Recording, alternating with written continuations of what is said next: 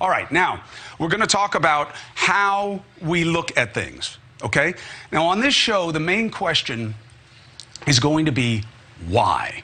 Because why is the most important question when you're trying to understand what's going on around you, all right?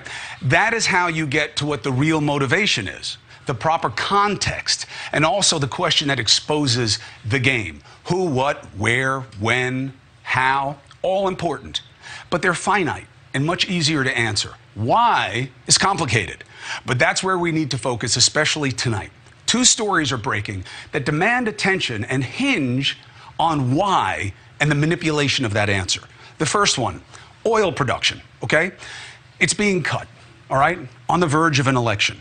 So what are you hearing? Democrats freaking out. Oh no, it's going to change the midterms. The GOP saying, shame on Biden. More domestic drilling and we'd be fine, right? That handshake diplomacy. What a mistake with Saudi Arabia. The economy is going to go in the tank.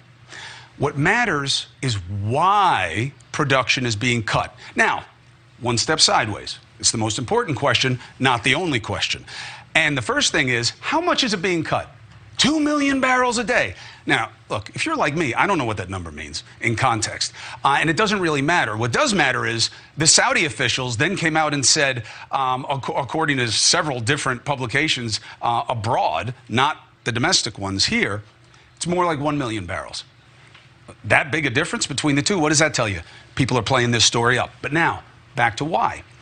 U.S. crude oil production has been increasing almost every year. You know, we make more oil here. We drill more oil than Saudi Arabia, just so you know. And every year it goes up, and we're at near record levels right now. 2021 was the second year, along with 2020, since at least about 1949, that annual total petroleum exports were greater than total petroleum imports. You want to get in the weeds just for 1 second? Petroleum is where we're talking about gas. Okay, that's refined oil. Crude oil is something else you'll talk about that we also get a lot of. It can get complicated, but gas prices you're going to be worried about. Refined, that's petroleum. We have had great years with that. So some context in terms of, what ability we have here. So that leads us to this step. The United States is set to produce about 11.8 million barrels of oil per day this year, 2022. That's about 500,000 barrels short of a record that was set in 2019, okay? But here's the trick. If you did more drilling here, we wouldn't have this problem. That's what you hear, right? Why? Well, because then we could make up the shortfall. Not true. Why? Oil prices are not set in the United States. They are paid in dollars. Most people use US dollars to pay for them. That's good. But the prices are set on the world market. So even if the United States backfilled and created its own surplus, it would not change the realities here. You have to deal with OPEC, okay? Now, that's not going to happen. Gets us to why. Why is OPEC doing this now? They haven't done this since May of 2020, when they correctly thought that the demand would be going down due to the pandemic, and they were right. So, is it to help Trump? Is it part of a deal to lend money to his family? They're just questions. I don't know the answer. But that's where you should be going. Figure out why. It doesn't have to be about them or that. Likely isn't, to be honest. Why? Because whom did they agree with to do this cut? Russia. Now, is this a situation, if you want to examine the why, that you should finally treat the Saudis as not friends, but maybe frenemies or worse? Certainly should be part of the analysis, unless you just want to point fingers back and forth from the left and the right. So Russia's doing it too. Haven't heard much of that. Why not? Because Russia has become like a weird article of convenience in our politics, where the right doesn't really like to go after Russia or Putin. Why? Because of some silliness during the Trump administration? Russia's doing it too. Back to why are they doing it? To hurt us, to hurt Europe, to raise money for a wrongful war, to offset sanctions and fuel their own aggression. So what is to be done?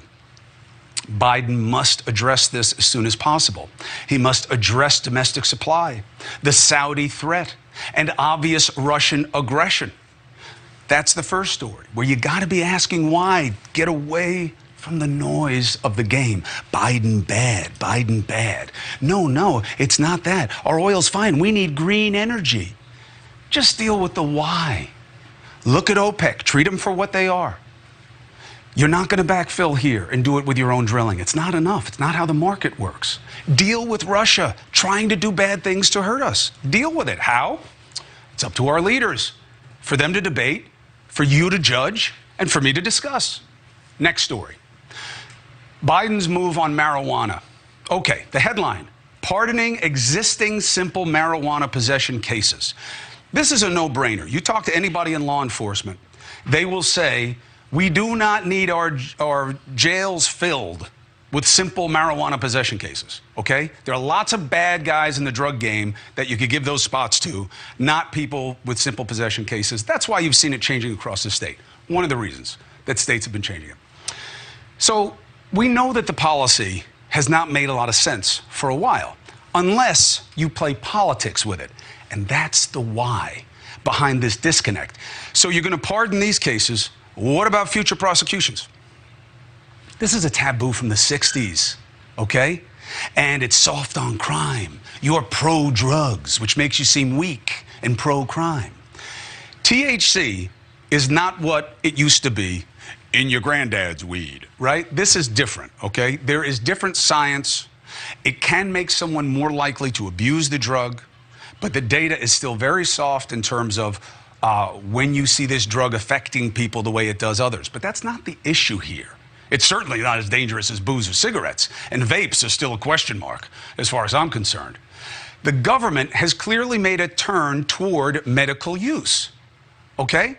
So how can we have a situation where a state can sell it, and that's legal, but to use it is a federal crime? You see what I'm saying? Why takes you right to the heart of the game. And it's a disconnect based on stupid politics. And I'm not saying go out and get marijuana, everybody should have it, but I don't say that about booze or cigarettes either. These are personal choices. I'm just saying the law should make sense. And that is about why you're doing things. And if you examine things through that lens, there's a lot of stuff that gets very obvious very fast. Now, good news. News Nation is the exclusive network home of the Georgia Senate debate, which has gotten a lot hotter over the last week, right? It's been all over the news that Herschel Walker, who's running on the Republican side against Raphael Warnock, he now has some new issues. And he's got a big debate next Friday, October 14, 6 p.m. Eastern, debate night in America, hosted by the OAO, one and only Leland Vittert. He's going to be live from Savannah, and after, I'll have some analysis and reaction. And again, you can only watch it here on News Nation.